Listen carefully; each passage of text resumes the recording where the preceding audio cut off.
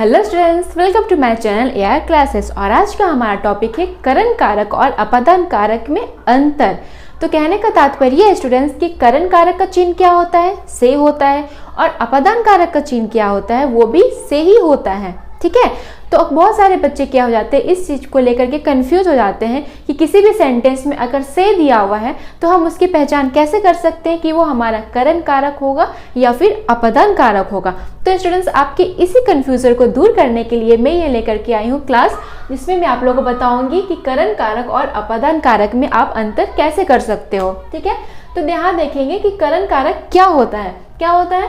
कर्ता जिसकी सहायता से कार्य करता है। ठीक है, कर्ता क्या है? जिसकी सहायता से कार्य कर रहा है, वो हमारा क्या कहलाता है? वो हमारा करण कारक कहलाता है। जैसे माँ चाकू से फल काट रही है। ठीक है, तो काट रही हमारा क्या है? काट रही हमारा क्रिया है। ठीक, तो क्रिया जो कर रही है, जो फल काटने का जो क्रिया कर रही है, वो किसकी सहायता से कर रही है? किसकी सहायता से कर रही है? इस सेंटेंस में क्या दिया है कि किसकी सहायता से कर रही है? वो चाकू की सहायता से कर रही है। तो चाकू हमारा क्या होगा? करण कारक होगा। जैसे यहाँ कहा कि कर्ता जिसके सहायता से कार्य करता है, ये जो कार्य कर रहा है वो किसकी सहायता से कर रहा है? चाकू की सहायता से कर रहा है। तो ये हमारा क्या होगा? करण कारक होगा। ठीक है, अब हम दूसरा देखेंगे अपादान कारक। अपादान कारक का क्या होता है कि किसी कर्ता से किसी अन्य चीज का अलग होना। किसी कर्ता से या फिर किसी चीज से किसी अन्य चीज का क्या होना है? अलग होना। क्या कहलाता है? अपादान कारक कहलाता है। जैसे कि एक पेड़ है, ठीक है, एक पेड़ से पत्ता टूट के गिर गया। ठीक, एक पेड़ से पत्ते टूट कर गिर गए तो वो हमारा क्या हो जाता है? वो हमारा क्या हो रहा है कि पेड़ से पत्ता अलग हो रहा है। ठीक, जैसे कि ये क्या है? ये मार्कर है, मार्कर से ये ढक्कन क्या हो गया? अलग हो गया। तो ये हमारा क्या हो रहा है? ये हमारा अलग हो रहा है। ठीक है, तो वही यहाँ बोल रहा है किसी कर्ता से किसी अन्य चीज का अलग होना क्या कहलाता है? अपादान कारक कहलाता है। जैसे इस सेंटेंस में लिखा है पेड़ से पत्ते गिरते, तो पेड़ से क्या हो रहा है? पत्ते गिर रहे हैं, यानी कि वो पत्ते अलग हो रहे हैं। ठीक है, क्या अलग हो रहा है? पत्ता अलग हो रहा है उससे गिर करके, तो पत्ता हमारा क्या हो जाएगा? अपादान कारक हो जाएगा। ठीक है, अब हम देखें क्या क्या होता है कि दोनों का चिन्ह क्या होता है? से होता है। ठीक है, इस सेंटेंस में भी क्या आ रहा है? माँ चाकू से फल काट रही है। ठीक है, क्या आ रहा है कि माँ चाकू से फल काट रही है, और इसमें भी क्या हो रहा है? इसमें भी से आ रहा है कि पेड़ से पत्ते गिरते हैं। तो अब कंफ्यूजन दूर हो जाएगा कि से इस सेंटेंस में भी आ रहा है और इस सेंटेंस में भी आ रहा है, लेकिन हम लोग डिफरेंस कैसे कर सकते हैं कि कौन सा हमारा करण कारक है और कौन सा हमारा अपादान कारक है।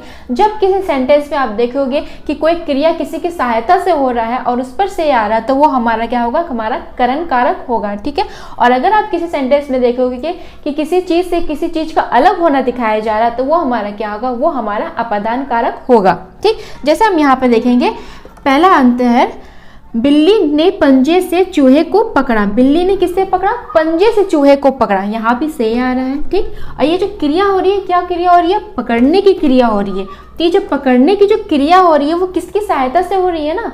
ठीक है, किसकी सहायता से हो रही है? पंजे की। किसकी सहायता से उसने चूहे को पकड़ा? पंजे से पकड़ा। पंजे की सहायता से उसने क्या किया? चूहे को पकड़ा। तो ये पंजे हमारा क्या हो जाएगा? ये हमारा करण कारक होगा। ये सेंटेंस में हम क्या देखेंगे कि इस सेंटेंस में कौन सा कारक है? इस सेंटेंस में हमारा करण कारक आ रहा है। ठीक है, अब हम सेकेंड देखेंगे, बिल्ली के पंजे से चूहा भाग निकला। बिल्ली के पंजे से, इसमें भी से आ रहा है। ठीक है, लेकिन इसमें क्या दे रहा है कि इसमें चूहा भाग निकला। पंजे से चूहा भाग निकला, यानी कि पंजे से क्या हो रहा है? चूहा अलग हो रहा है। ठीक है, क्या हो रहा है? अलग हो रहा है। तो वह हमारा क्या हो जाएगा कि वो हमारा क्या होगा? वो हमारा अपादान कारक कहलाएगा। ठीक है, कौन अलग हो रहा है? चूहा अलग हो रहा है। चूहा भाग निकला ना, चूहा हट गया वहां से, तो चूहा हमारा क्या हो जाएगा? ये हमारा अपादान कारक होगा। ठीक, अब हम तीसरा देखेंगे, शिकारी ने तीर से हिरण को मारा। किससे मारा? तीर से हिरण को मारा। तो इसमें भी से आ रहा है, लेकिन इसमें क्या बताया जा रहा है? इसमें बताया जा रहा है कि तीर से मारा। मारने का जो क्रिया है, मारने का जो कार्य है, वो किससे हो रहा है? तीर से हो रहा है। ठीक, तो इसमें ये हमारा क्या हो जाएगा? तीर हमारा करण कारक होगा। अब हम देखेंगे चौथा, शिकारी के धनुष से तीर निकला।